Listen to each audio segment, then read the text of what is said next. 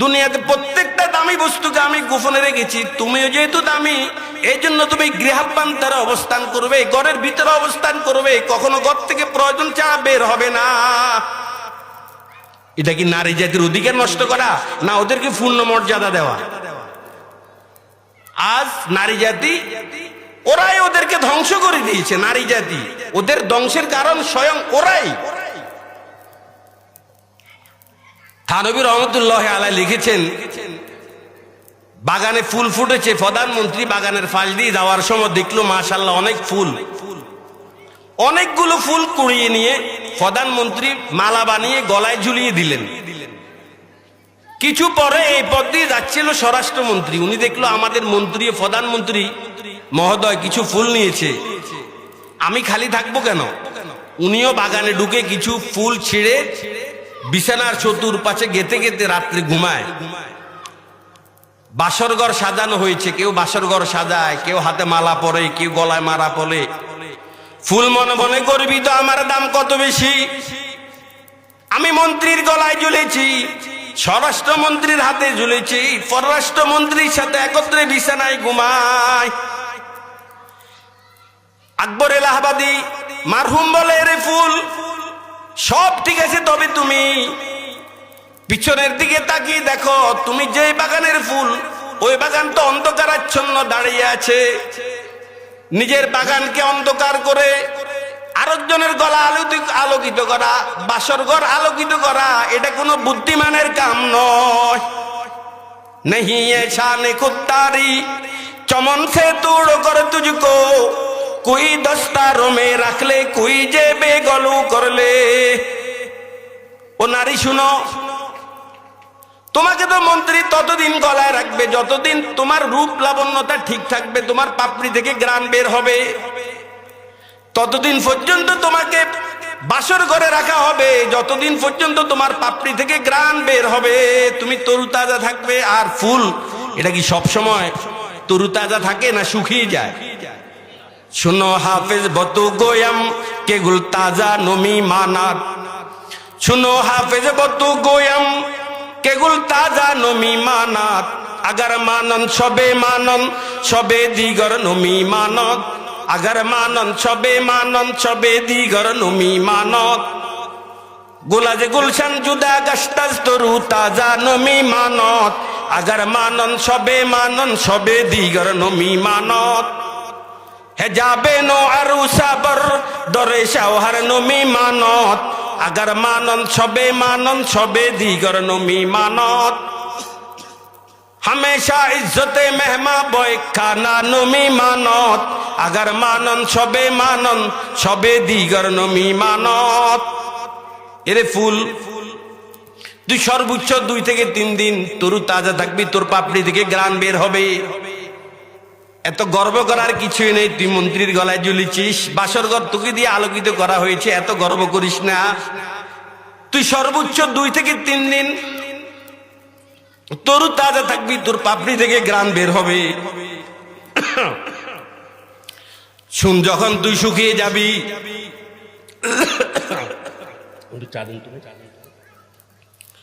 যখন তুমি শুকিয়ে যাবে, এই কলটা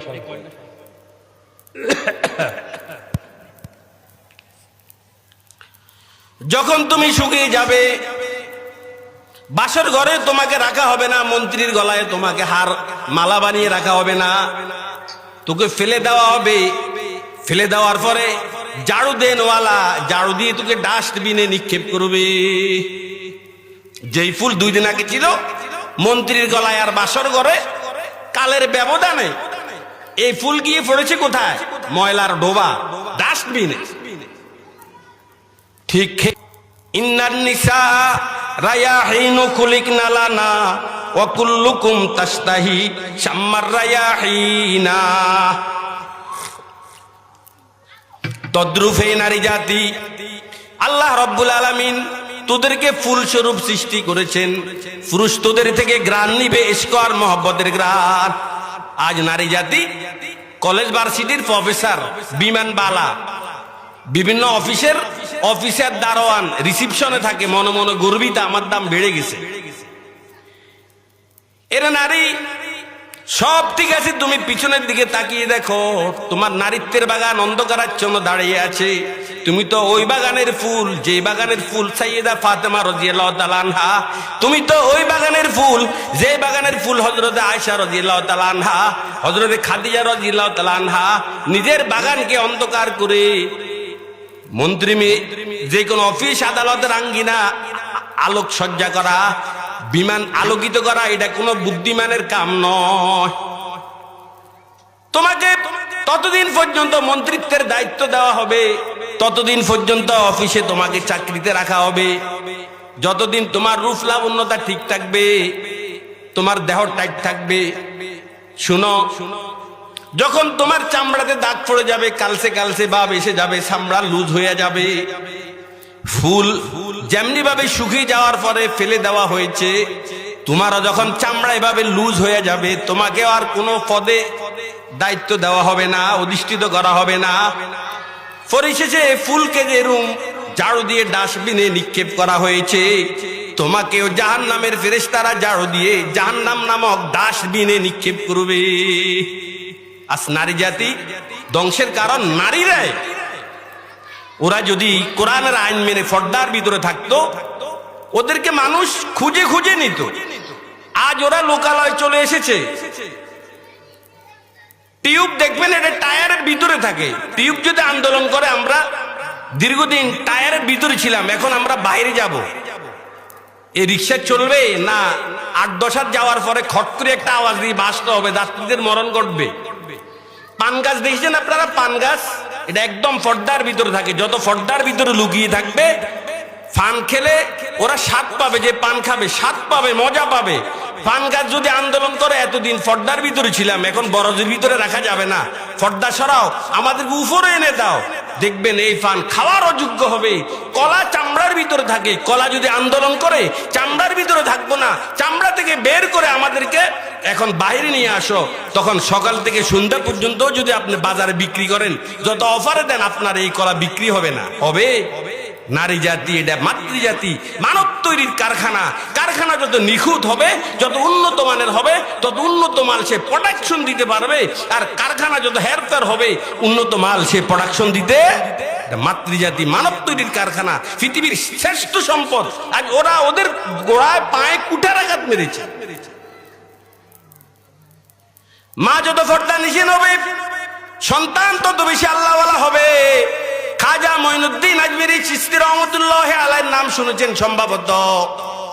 90,000 মানুষ উনার চেহারা দেখে ইসলাম ধর্ম গ্রহণ করেছেন। 1 লক্ষ লোক উনার হাতে বয়াত গ্রহণ করেছেন।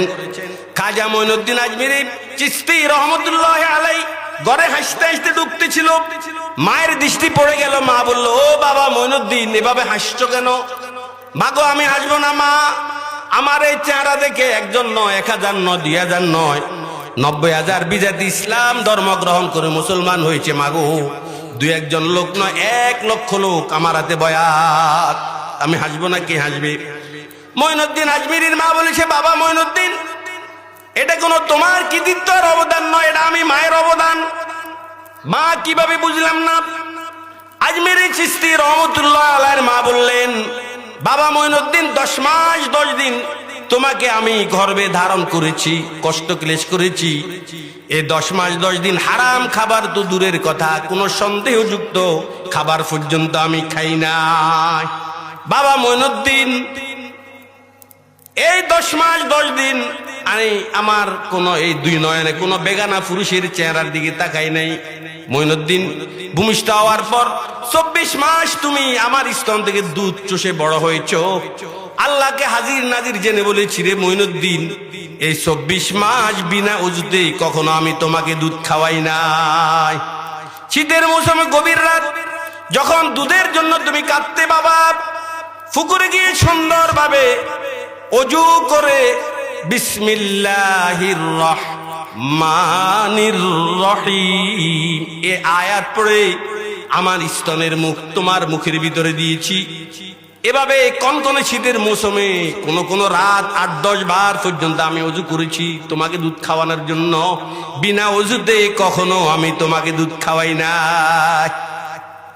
আমার এই ত্যাগ তিতিক্ষার কারণে দুধের ভিতরে একটা ঐশ্বরিক পাওয়ার এসে গেল। এই পাওয়ারফুল দুধ যখন তোমার পেটে গেল, চেহারাতে প্রকাশ পাওয়ার কারণে তোমার চেহারা দেখে 90,000 বিজাতি ইসলাম ধর্ম গ্রহণ করে মুসলমান হয়েছে। এটা আমি মায়ের অবদান। মা যত ভালো হবে সন্তান তত বড় আল্লাহওয়ালা হবে। কারণ সন্তান কি মায়ের গর্ভে থাকে না বাপের গর্ভে থাকে? আপনারা কথা বলেন না কেন? না আপনাদের গর্ভে থাকে? না সমান অধিকার, 1 বছর আপনার গর্ভে 1 বছর তার গর্ভে? না, মায়ের গর্ভ ফ্যাট যত পবিত্র হবে, তার ব্লাড যত পবিত্র হবে, তত সন্তান আল্লাহওয়ালা হবে। এই জন্য নবী বলেছেন ফাসফার বিজাতিদ দ্বীন, ধার্মিকতাকে প্রাধান্য দিয়ে ধার্মিকে মেয়ে বিয়ে করো। বন্ধুগণ আমার,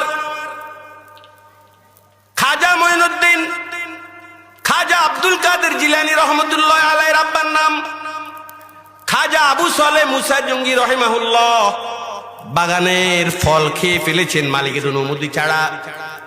মালিকের শরণাপন্ন হওয়ার পর মালিক বলেছে, বাবা এই ফলের মাপ দিব, শর্ত আছে, আমার বাগানে মালিগিরি করতে হবে। 12 বছর পর্যন্ত মালিগিরি করেছে। ক বছর? ইবনে হজর আসকালানী রহমতুল্লাহ আলাইহি বলেছেন না 12 বছর না, নির্দিষ্ট একটা মেয়াদ, অনেক লম্বা একটা সময় মালিগিরি করেছে। মালিগিরি করার পর মালিককে বলেছেন, মালিক মাফ করেছেন কিনা? মালিক বললেন না, তোমাকে আরো একটা শর্ত মানতে হবে। কি শর্ত? মালিক বললেন, বাবা আমার একজন মেয়ে আছে, তবে মেয়েটা খুব কালো, চোখে দেখে না, কানে শুনে না, বদির বোবা, কথা বলতে পারে না, হাঁটতে পারে না। এই কুচ্ছিত মেয়েটাকে যদি তুমি বিয়ে করো তাহলে দেখা যাবে মাফ করবো কিনা। পড়লো বিফাকে, মাপ তো নিতেই হবে, মাপ নিতেই হবে। কারণ 1 পয়সার জন্য কাল কিয়ামতের ময়দানে 70টি মাকবুল নামাজ আপনার আমল নামা থেকে কেড়ে নেওয়া হবে। যার হক খেয়েছেন ওকে দিয়ে দেওয়া হবে, মাফ তো নিতে হবে। ঠিক আছে হুজুর, মাফ করবেন, তারপরে দেখা যাবে। বাসর ঘর সাজানো হলো। বাসর ঘরে ঢুকা মাত্রই আবু সালেহ মুসা জঙ্গি রহিমাহুল্লাহ চিৎকার মেরে বেরিয়ে আসলেন আর বলছেন, হুজুর আমার ইমান বাঁচান। কি হলো বাবা তোমার ইমানের? হুজুর আপনি বললেন আপনার মেয়ে কালো, কুচ্ছিত, চোখে দেখে না, কথা বলতে পারে না, হাঁটতে পারে না। আমি তো দেখি হুজুর এমন সুন্দরী নারী বোধহয় দুনিয়ার কোন মহিলার জন্ম দেয় না, চাঁদের চেয়েও সুন্দরী আপনার মেয়ে। কি বলেন? আপনি বলেন কথা বলতে পারে না, আমি দেখি কথাও বলতে পারে। আপনি বলেছেন হাঁটতে পারে না, হাঁটতেও পারে, কানেও শুনে, সব ওকে। আপনি বললেন কি পেলাম কি? হুজুর এটা আমার স্ত্রী নয়, আমার স্ত্রী যদি হতো অবশ্যই কালো হতো, বোবা হতো, আন্দা দেন্দা বড়া সব হতো, অন্তত তার উল্টো এটা আমার স্ত্রী না। আবু সালেহ মুসা জঙ্গি রহমতুল্লাহ আলাইহি মানে আব্দুল কাদের জিলানীর নানাজান বলেছে, বাবা এটাই আমার মেয়ে, এটাই তোমার স্ত্রী। তবে শোনো, আমার মেয়েকে ল্যাংড়া এই জন্য বলেছি, আমার মেয়ে পায়ে হেঁটে জীবনে কোনো বেগানা পুরুষের ঘরে যায় না। আমার মেয়েকে অন্ধ এই জন্য বলেছি, এই চোখ দিয়ে আমার মেয়ে কোনো বেগানা পুরুষের চেহারা দেখে নাই। আমার মেয়ে কানে শুনে না, এই জন্য বলেছি। কান দিয়ে আমার এই মেয়ে কখনো গান শুনে নাই। বোবা এই জন্য বলেছি, এই মুখ দিয়ে কোনোদিন কোনো বেগানা পুরুষের সাথে কথাটুকুন পর্যন্ত বলে না। এই ঘর থেকে ভূমিষ্ঠ হয় ফিরানে ফির আব্দুল কাদের জিলানী রহমতুল্লাহ আলাইহি। মা যদি ভালো হয়, সন্তান ভালো না হয় কই যাবে? তাল বৃক্ষ থেকে তাল বের হবে না? অবশ্যই বের হবে। মান্দার বৃক্ষ রোপণ করে তাল খেতে পারবেন? এই জন্য নেক সন্তান যদি পেতে চান, ধার্মিকা মায়ের বিকল্প নেই। আল্লাহ,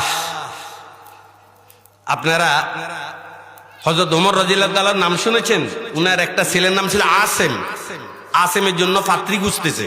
ওমর রাদিয়াল্লাহু তাআলা উনার শাসন আমলে প্রজাদের অবস্থা শোনার জন্য অলিতে গলিতে হাঁটতেন। গলিতে হাঁটতেছেন, মা তার মেয়েকে ডেকে বলছেন, বাবা তাড়াতাড়ি উঠো, ওমর দুধ দিয়েছে তবে কম, এই দুধ বিক্রি করলে সংসার চলবে না, তাড়াতাড়ি উঠো, দুধে পানি মিক্সার করো, দুধ বিক্রি করতে হবে, না হলে সংসার চলবে না।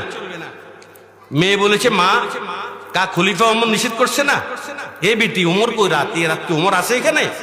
আসলে তো ঠিকই ওমর আড়িফেতে কথা শুনতেছে, এরা কি বলে? মা মেয়ে কি কথা বলে? মা ওমর নিষেধ করছে না? বেটি এত রাত ওমর মদিনায় তো ঘুমাইতেছে বাসভবনে, এখানে আছে। মা ওমর নেই ঠিক, তবে ওমরের মাওলা কই? সুবহানাল্লাহ কইবেন না? ইয়া হাযা ফাইনাল্লাহ মা ওমর